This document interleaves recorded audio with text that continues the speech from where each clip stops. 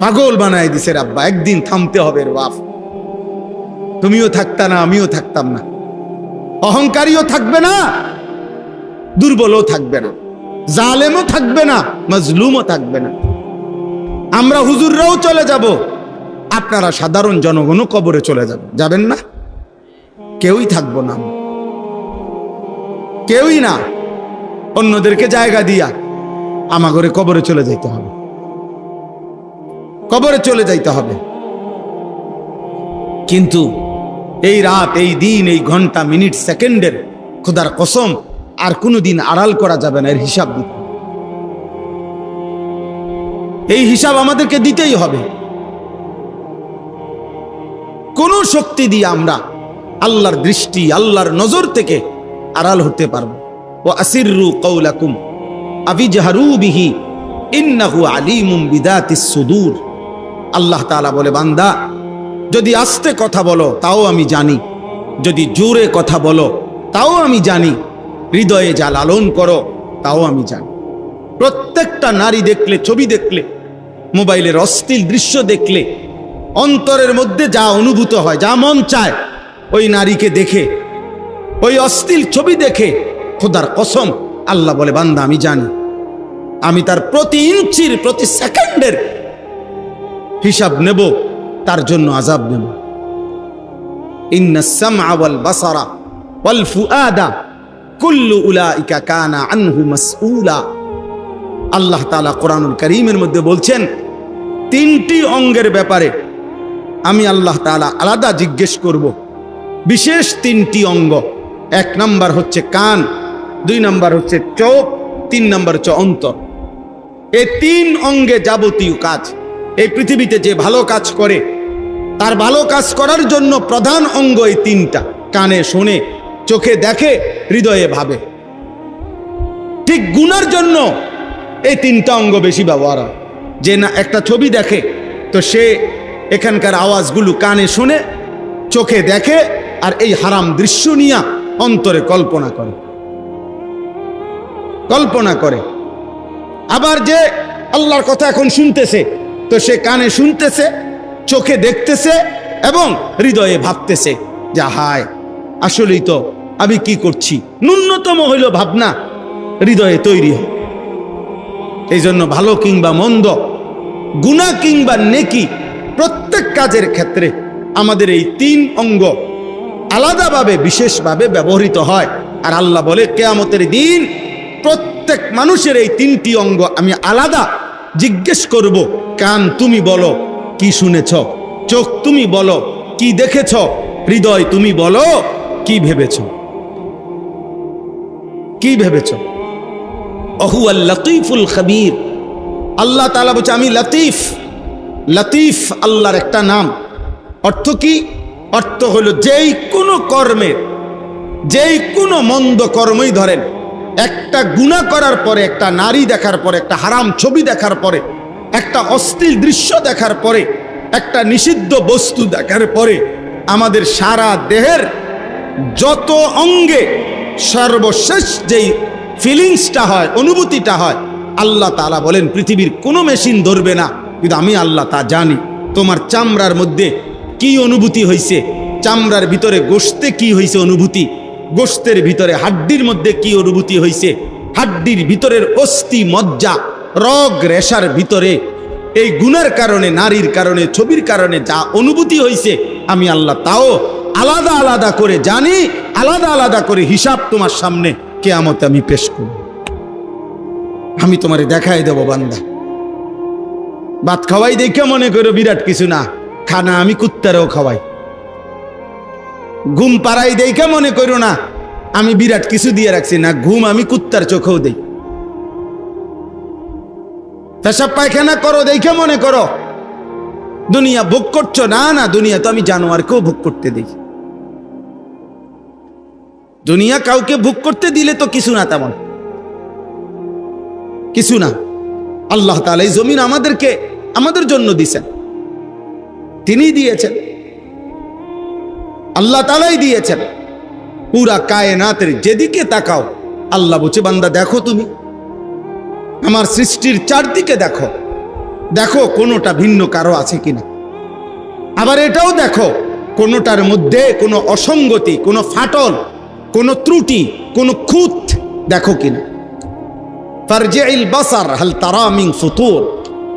তুমি দেখো না বান্দা, আমি আল্লাহর একটা কুদরতের মধ্যে, সাত আসমান ও জমিনের কোনো কিছুর মধ্যে তুমি কোনো অসামঞ্জস্য দেখবেন।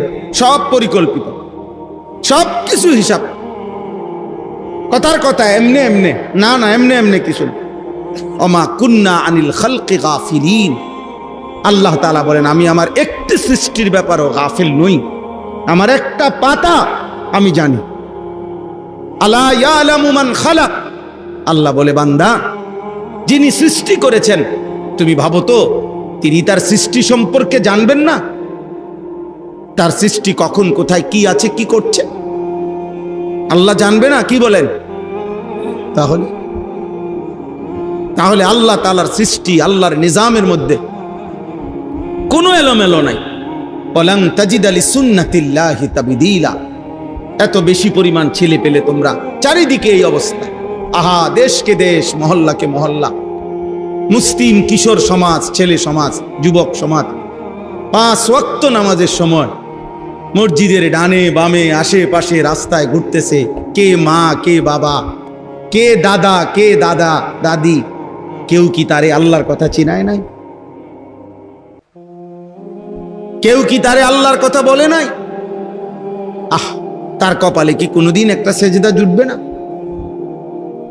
মুসলমানের ঘরে ঘুমায় 365 দিনে, খোদার 1 বছরে এমন বদনসিব মুসলমানের সন্তান আছে যাদের বাবা মা জীবিত, কিন্তু এই নাফরমানের, এই হাইওয়ানের কপালে কোনোদিন বছরে একদিনও ফজরের নামাজের সেজদা জোটে না। আহা, মা কোথায়, বাবা কোথায়? কে অভিভাবক? কে সৃষ্টি করলেন? কে ঘুম দিলেন? কে ঘুম থেকে জাগাইলেন? কে সুস্থ রাখলেন? কে রিজিক দিলেন? কে খাদ্য দিলেন? কে খাবারের লোকমা দিলেন? একটা একটা নিঃশ্বাস দিলেন। ও ছোট ভাই, ছোট ভাই, এন থেকে বাইরো। আব্বা, তোমার মতো 2টা বেয়াদব না বসলেই ভালো। বাবা ওঠো, ওঠো আব্বা, ওঠো, যাও এন থেকে, যাও না বাবা, এন থেকে চলে যাও, যাও আব্বা যাও। বাইরে গিয়া মোবাইল, কোনো গরু ছাগল দেখো কিনা ওইটা উঠাও, যাও আব্বা, কোনো ছাগল উঠাও গিয়া।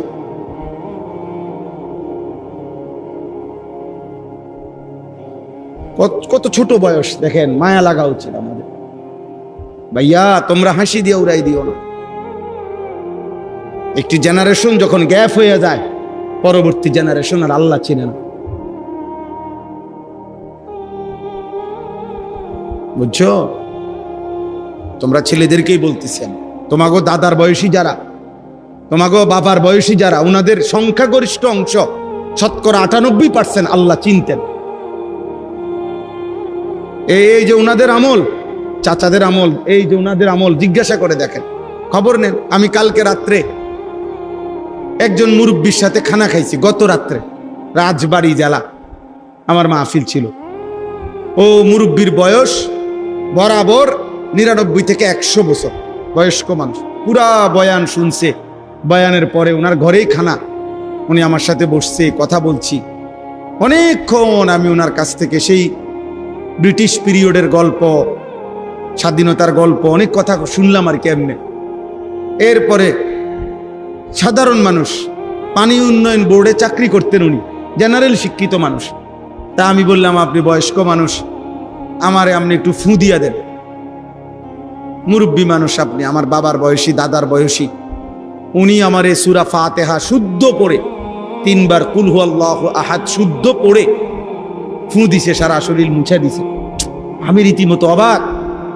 একজন জেনারেল মানুষ, কিন্তু এমন সুন্দর কোরআন শরীফ পড়ছে, সূরা কেরাত পড়ছে।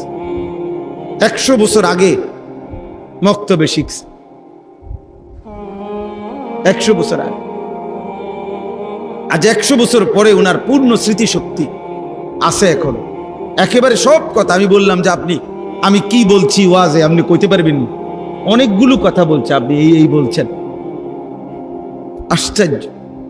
আমার ভাই, তোমরাও তো বড় হইবা আল্লাহ চাহে তো, তো তোমাদের যারা সারা দিন রাত, তোমাদের যাদের চুল মুশরিক বেঈমানের মতো, তোমার সন্তানকে তুমি কি বলবে? তোমরা যারা দিন রাত উলঙ্গ ছবি দেখো, তোমার জেনারেশনকে তুমি কি শোনাইবা গল্প? আমার মা তো আমারে মার ছোটবেলার গল্প শুনাইছে, আমার আব্বাও তো আমারে ছোটবেলার গল্প শুনাইছে। হ্যাঁ, আমাদেরও তো ছোটবেলা। তো তুমি কি বলবা, কি শিখাইবা আব্বা? যে আমরা যখন ছোট ছিলাম আব্বু, আমরা দিন রাত মোবাইলে উলঙ্গ ছবি দেখতাম, অশ্লীল দৃশ্য দেখতাম, দিন রাত শুধু আমরা চুল ফ্যাশন করতাম। আমাদের বন্ধু ছিল, বন্ধুদের সাথে আমরা দিবানিশি ঘন্টার পর ঘন্টা আড্ডা দিতাম। আমার তো আলহামদুলিল্লাহ একথা স্পষ্ট মনে আছে, তৃতীয় শ্রেণীতেই, স্কুলের ক্লাস 3-তে প্রাইমারি স্কুলে পড়তেই আমি আমার মার কাছে বলা যায় ইসলামের ইতিহাসের অসংখ্য গল্প কাহিনী শুনে ফেলছি। বেল্লালের কাহিনী শুনতাম, হাসান হোসেনের কাহিনী শুনি না কত কাঁদছি। মারে প্রায় কইতাম, মা আবার কন্যা, কারবালার ঘটনা আবার কন। আমার আম্মা 4র্থ শ্রেণী পাস, শুধু ক্লাস 4 পর্যন্ত পড়ছে, 5-এ পড়ে নাই। 5-এর বছর মার বিয়ে হয়ে গেছে। আগে এমনই ছিল, আগে এমন ছিল না, আগে এমনই ছিল মহিলারা। কে 4-5-এ পড়ছে, এর দূরও পড়ছে না অনেকে। মক্তবের হুজুরের থেকে কদ্দু শিক্ষা নিছে আলহামদুলিল্লাহ, ওই নিয়েই মা আমার আমগরে 5 ওয়াক্ত নামাজে অভ্যস্ত করাইছে। আমরা 5 ভাই, আলহামদুলিল্লাহ 5 ভাই আলেমে দ্বীন হইছে। এই 4র্থ শ্রেণী পড়ুয়া মায়ের সন্তান আমি। আব্বা বুঝতে শেখেন, নিজেরে এভাবে নষ্ট করে দিয়েন না আব্বা, এমন হায়াত আর আসবে না। প্রতিদিন যুবকও মারা যায়, বুড়াও মারা যায়, কোলের বাচ্চাও মারা যায়। এই এখন আমি একজন ভাই আমার সাথে জড়ায় ধরে কাঁদছে ওইখানে চান্দিনা, যে হুজুর আমার বাচ্চাটা আজকে জন্ম নিছে, আজকে আবার মারা গেছে। লোকটা অজরে কাঁদতেছে, ওই যে দোয়া করে। তাহলে কোলের বাচ্চাও মারা যায়, জন্মলগ্নেও মারা যায়, পেটের সন্তানও মারা যায়, তুমিও মরে যাইবে। তোমাকে যতক্ষণ আল্লাহ হায়াত দিছে নাফরমানির জন্য না, জিনার ব্যভিচারের দৃশ্য দেখার জন্য না। মুসলমানের সন্তান এত বড় অসভ্য হইও না। একটা লজ্জাস্থানের জন্য, একটা লজ্জাস্থানের চাহিদার জন্য এমন সুন্দর হায়াত জন্তু জানোয়ারের মতো নষ্ট করে দিও, কুকুর বিড়ালের মতো নষ্ট করে দিও। কার জন্য চুল সাজাইছ, কার জন্য মোবাইল 24 ঘন্টা দেখো? নারীর জন্যই তো। আল্লাহ তাআলা তো আমাদেরকে পৃথিবীতে সৃষ্টি করেছেন ইবাদতের জন্য, আল্লাহকে চিনার জন্য। আল্লাযী খালাকা সাবআ সামাওয়াতিন তিবাকা, আল্লাহ বলে বান্দা দেখো না, আমি উপরে 7টি আসমান আমি বানাইছি ধাপে ধাপে। মা তারা ফি খালকির রহমানি মিন তাফাউত, তুমি আল্লাহর সৃষ্টিতে কোনো অসামঞ্জস্য দেখবে না। এলোমেলো নাই, এলোমেলো নেই যে এটা হয় নাই, এটা একটু চাপাইয়া দিলে ভালো হইতো, এটা একটু মোটা করে দিলে ভালো হইতো, এটা একটু পাতলা করলে ভালো হইতো। না না, আল্লাহ বলে তুমি আমার মাটির দিকে দেখো, বলো তো এখানে ত্রুটিটা কি? তুমি আমার একটা গাছের দিকে তাকাইয়া বলো তো এখানে এর চাইতে কি হইলে ভালো হইতো, তুমি কও, তুমি বলো। আমার সূর্যটার দিকে তাকাইয়া বলো বান্দা এখানে কি হইলে ভালো হইতো, বলেন। পৃথিবীতে কোনো বিজ্ঞানী, কোন গবেষক আজ পর্যন্ত আল্লাহর কোন সৃষ্টির ব্যাপারে এটা বলছে যে আকাশে এটা হইলে ভালো হইতো, মাটিতে এটা হইলে ভালো হইতো, বলতে পারছে ভাইয়া? আল্লাহ বলে মা তারা ফি খালকির রহমানি মিন তাফাউত, বান্দা দেখো চারদিকে আমার সৃষ্টির মধ্যে তুমি কোনো খুঁত অসামঞ্জস্য কিছুই নাই। ফারজিল বাসার, আবার দেখো, প্রয়োজনে প্রয়োজনে বিরোধিতার নিয়তে দেখো, দোষ ধরবার নিয়তে দেখো, ভুল ধরবার নিয়তে দেখো। এই পৃথিবীর ইতিহাসে অসংখ্য ঘটনা আছে। এই কোরআন আল্লাহর এই জমিনের মধ্যে অসংখ্য বেঈমান কোরআনের ভুল ধরার নিয়তে, ত্রুটি ধরার নিয়তে পড়তে গিয়ে বারবার এমন হাজারো বেঈমান কালেমা পড়ে মুসলমান হয়ে গেছে। সুবহানাল্লাহ। দোষ ধরতে গিয়ে, ভুল ধরতে গিয়ে। মাওলানা সাহেব আমার আগে লম্বা সময় কোরআনুল কারীমের উপরে বয়ান করছে, আমি তো অনেকটা শুনছি। এজন্য আল্লাহ তাআলা বলছে তুমি দেখো বান্দা, চারিদিকে দেখো। আমি আপনাদের কাছে অনুরোধ করি, আপনারা বাবারা আছেন অল্প কয়েকজন, তোমরা কিশোর নওজোয়ান আছো ভাই, দোস্ত, একজন বক্তা হিসাবে না, এক ভাই হিসাবে বললাম, তোমাদের যাদের বয়স 16 বছর, তুমি আমার সন্তান, আমি বাপ হিসাবে বললাম, এমন সুন্দর হায়াত নষ্ট করে দিও না। 16 বছরের সাহাবী যুদ্ধের সেনাপতি ছিলেন, 16 বছরের মুসলিম যোদ্ধা ছিল, 17 বছরের মুসলিম মুহাম্মদ ইবনে কাসেম রাহমাতুল্লাহ আলাই, ওনার বরকতে এই ভারতীয় উপমহাদেশে ইসলাম, এই গোটা ভারতীয় উপমহাদেশ, আজকের এই ভারত, পাকিস্তান, বাংলাদেশ, এই ভারতীয় উপমহাদেশের মধ্যে ইসলামের প্রথম পতাকা যিনি উড়াইছেন তিনি হচ্ছেন মুহাম্মদ ইবনে কাসেম রাহমাতুল্লাহ আলাই। আরব থেকে যিনি আসছেন ভারতে, নদী পথে যিনি আসছেন, যুদ্ধ করছেন, মাত্র 17 বছরের যুবক।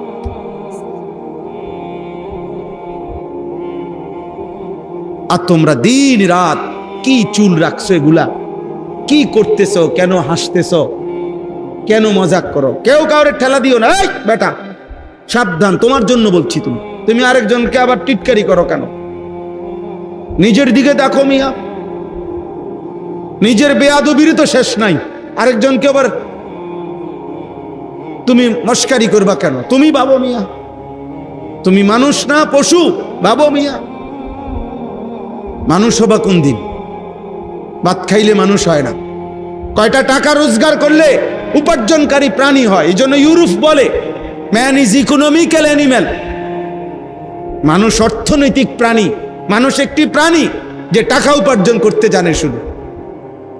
ইসলাম বলে মানুষ অর্থনৈতিক প্রাণী না, মানুষ আল্লাহ তাআলার সৃষ্টি, যাকে আল্লাহ ইবাদতের জন্য বানাইছে। দুনিয়া আল্লাহ এমনিই দিবেন আমাদেরকে। আল্লাহ তাআলা এখানে বলছেন হুয়াল্লাযী জাআলা লাকুমুল আরদা যালুলান, এই যে আয়াতগুলো আমি পড়ছি, আল্লাহ তাআলা বলতেছেন বান্দা শোনো, আমি আল্লাহ যিনি তোমাদের জন্য এই জমিনকে তোমাদের অধীন করে দিয়েছেন। তোমরাই দেখো বান্দা, পুরা জমিন আমার, আমি তোমাদের অধীনস্থ, ব্যবহারের উপযোগী, তোমাদের সমস্ত প্রয়োজন পূরণ।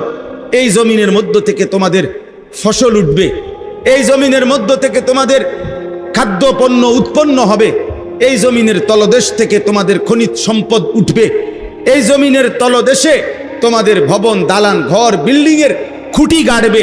আল্লাহ বলেন এই সব প্রয়োজন, এই জমিনের উপরে তোমরা হাঁটবে, এই জমিনের উপরে তোমরা স্বাভাবিকভাবে চলবে, এই জমিনের উপরে তোমরা দৌড়াবে। যত কিছু তোমাদের প্রয়োজন আমি আল্লাহ সব কিছুর উপযোগী করেই এই জমিন তোমাদের অধীন করেছি। এটারে পানি বানাই নাই, তাইলে আর এটা মাটি হইতো না। এটারে এমন নরম ফোমের মতো বানাই নাই, তাইলে তো নিচের দিকে পাও ডাইবেই যাইতো, স্থির হইয়া দাঁড়াইতে পারতা না। এতটা শক্ত পাথর বানাই নাই যে পাথর হইলে তোমার খাদ্য ফসল উৎপন্ন হবে কিভাবে, তোমার খনিজ সম্পদ উঠবে কেমনে, তোমার ভবন ঘরের পিলার খুঁটি গাড়বে কেমনে। আল্লাহ তাআলা বলেন যা করলে, যেমনে দিলে তুমি হাঁটতে পারবা, চলতে পারবা, দৌড়তে পারবা, খাদ্য ফসল উৎপন্ন করাইতে রোপণ বপন করতে পারবা, তোমার ভবন ঘরের খুঁটি গাড়বা, এই সব কিছুর উপযোগী করেই আমি আল্লাহ জমিন তোমার জন্য দিলাম। আমি দিছি, মাটি আমি দিছি। আহা দুর্ভাগ্য ভাইয়া, দুর্ভাগ্য রে, তোদের কপালে দুর্ভাগ্য যারা আল্লাহ চিনলা না, সেজদা চিনলা না, নামাজ চিনলা না। আহা অনেক ছেলে এখানেরও, তোমরা অধিকাংশ ছেলের চোখে তাকাইলেই বোঝা যায় কোনো নামাজের সেজদা নাই। কতদিন হয় 5 ওয়াক্ত নামাজ পড়ো নাই, কিংবা বুঝ হওয়ার পরে জীবনে কোনোদিন পড়ছো কিনা 5 ওয়াক্ত নামাজ। আহারে বদনসিব রে, কে তোকে ভাত খাওয়াইলো, কে তোকে ঘুম পাড়াইলো, কে তোকে ভোর থেকে জাগাইলো প্রতিদিন। অনেক ছেলে আমি তো দেখলেই বুঝি, বেনামাজির চেহারা তো অসভ্য চেহারা, বেনামাজি তো বেয়াদব। আসমানের নিচে জমিনের উপরে এর চাইতে বড় কোনো বেয়াদব হইতে পারে? সর্বোচ্চ, পৃথিবীর সর্বোৎকৃষ্ট, সবচেয়ে শ্রেষ্ঠ বেয়াদব বেনামাজ। এমনই রাখি, মানুষ কথার দ্বারা অন্য কোনো বেয়াদব এত বড় বেয়াদব না। কারণ যে সেজদা দেয় না সে মূলত কাকে সেজদা দেয় না আপনি কি খামখেয়ালি মনে করেন? সে শুধু একজন বলে একটা মেম্বার চেয়ারম্যানের কথা ফিরাই দিছে না, সে তো এই গোটা কায়নাতের মালিক, আর তাম সৃষ্টির যিনি মালিক, এত বড় আল্লাহ, এত বড় মহান মালিক, এবং তার অস্তিত্বের মালিক, তার নিঃশ্বাসের যিনি মালিক, সে এত বড় গাদ্দার, এত বড় বেয়াদব। এই বেয়াদব এত বড় মালিক রে কিছুই মনে করে না। এটা কি ছোটখাটো বেয়াদব? এটা কি জেনতেন বেয়াদব মনে হয়? তো নিকৃষ্ট বেয়াদব। এই জন্য বেয়াদব বেনামাজির চাইতে আর কেউ হয়। এটা যদি আজকে বলতো যে মানে সাধারণ একজনে কইছে আমি এটা পাত্তা দিলাম না, এ তো আল্লাহর কথাকে পাত্তা দিচ্ছেন। যার হাতে তার জান, যার হাতে তার বেঁচে থাকা, যার হাতে তার সৃষ্টি, যার হাতে তার নিঃশ্বাস। অতএব প্রিয় ভাই, একজনেরও যদি বিবেক থাকে তুমি ঘুরে দাঁড়াও। বন্ধুদের দিকে তাকাইয়া পারতা না। শয়তান বন্ধুরা দুষ্ট সমবয়সী ভালো হতে দেয় না, নষ্ট করে দেয় বেশি। আমার আজীবনের অভিজ্ঞতা, আমার জিন্দিগি পোলাফান নিয়ে আমি জীবনটাই ফিকির করি সারা দিন রাত। এই কিশোর নওজোয়ান ছেলে পেলে তোমাকে চলাফেরা আমি দেখি, আমি তাকায় তাকায় অনেক সময় রাস্তাঘাটে চলতে ফিরতে দেখি ছেলে পেলে কি করে, কি করে। সমবয়সী বন্ধু ভালো হতে দিবে না। ও তোমার মোবাইলে টাকা নাই, ও তার মোবাইলে টাকা ঢুকাইয়া তোমার উলঙ্গ ছবি দেখা। তুমি মদের আড্ডা চেনো না, ও চিনাই দিবে। তুমি জুয়ার আড্ডা চেনো না, ও তোমারে বুঝাই দিবে। ও তুমি নর্তকী চেনো না, তোমারে ও জুয়ান জিনার আড্ডা, হারাম নারী, অসভ্য নারী, চরিত্রহীন নারী কোথায় আছে তোমারে সে খুঁজে দিবে। সমবয়সী ভালো হতে দেয় কম, নষ্ট করে দেয় বেশি। এটাই বাস্তবতা। আল্লাহ আমাদেরকে বুঝ দান করেন। কোরআনুল কারীমের মধ্যে আছে, আল্লাহ তাআলা বলছেন ওয়ালা ইয়াসআলু হামীমুন হামীমা ইউবাসসারুনাহু। কিয়ামতের দিন সবচেয়ে ঘনিষ্ঠ বন্ধু নিজ চোখে বন্ধুকে দেখবে কিন্তু কিছুই জিজ্ঞেস করবে না। হামীমুন জিজ্ঞেস করবেন, কিছুই জিজ্ঞেস করবেন। আল্লাহ আমাদেরকে বুঝ দান করেন। তাইলে বলতেছিলাম, আল্লাহ তাআলা বলেন বান্দা এই জমিন আমি তোমাদেরকে দিয়েছি, অধীনস্থ করেছি, আমি জালুল, তোমাদের ব্যবহারের উপযোগী করেছি, তোমাদের ব্যবহারের উপযোগী করেছি, আমি তোমাদের অধীন করেছি। কোরআনুল কারীমের মধ্যে আছে ওয়াযাল্লালনাহা লাহুম। আল্লাহ বলেন চতুষ্পদ প্রাণী আমি তোমাদের অধীন করেছি। নাই তো গাধা, ঘোড়া, খচ্চর এগুলোর মধ্যে তোমরা চড়তে পারতা না, নয়তো গরু, ভেড়া, মহিষ তোমরা এগুলা জবাই করে খাইতে পারতে না। একটা মহিষ তার প্রচন্ড শক্তি, সে যদি বাস্তবিকে তার শক্তি দিয়া তোমার সাথে লড়াই করে তুমি তার লগে পারতা না। একটা 3 লাখ টাকার গরু, ষাঁড়, বলদ, তার প্রচন্ড শক্তি, সে যদি তার পূর্ণ শক্তি প্রয়োগ করে তোমার বাফের ক্ষমতাও নাই তারে শোয়াইব। আল্লাহ তাআলা বলেন ঠিক তার জবাইয়ের মুহূর্তে আমি আল্লাহ কুদরতি ভাবে তাকে তোমার অধীন করে দিয়েছি। কারণ আমি এই যে কতক্ষণ ঠেলাঠেলি করে ওই কতক্ষণও তার রুহুর বাকি টাইম, বুঝেন নাই কথাটা? ওই মরবে মনে করেন, তার রুহু যাবে, জবাই হবে আর 2 মিনিট পরে, 3 মিনিট পরে। এই জন্য 3 মিনিট সে দস্তাদস্তি করে, এই জন্য 5 মিনিট সে দস্তাদস্তি করে। আল্লাহ যদি বলেন, আমি যদি বাস্তবিকে বলতাম যে গরু ঠিক আছে তুই তোর শক্তি দেখা, তুই পারলে বাচ্চা যা, তোর গরুরে ধরতে পারতাম, মহিষেরে ধরতে পারতাম। আল্লাহ বলেন আমি করেছি, আমি দিয়েছি। তোমরা আব্বা বুঝো, তোমরা ছোট না, তোমরা ফালতু জীবন না রে আব্বা। তোমার আব্বা হয়তো খেয়াল করে নাই, তোমার বাবা হয়তো বুঝে নাই, তোমার মা হয়তো বুঝে নাই, কিন্তু তাই বলে নিজেরে নিজে নষ্ট করে দিবা।